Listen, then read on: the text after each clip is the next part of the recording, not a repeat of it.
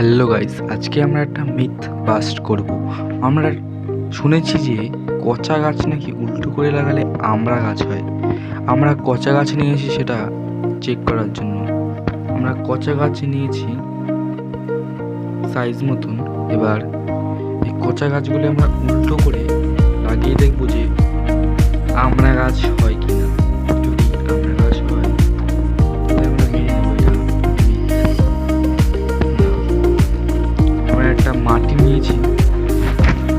এবার আমরা এই কাঁচা গাছগুলোকে এই মাটির মধ্যে উল্টো করে পুঁতে দেব এবং দেখব যে কবে পাতা আসে। এটা একটা কচা গাছ, দেখলেই বুঝতে পারবে। পুঁতে দিয়েছি, তো দেখা যাক কি হয়।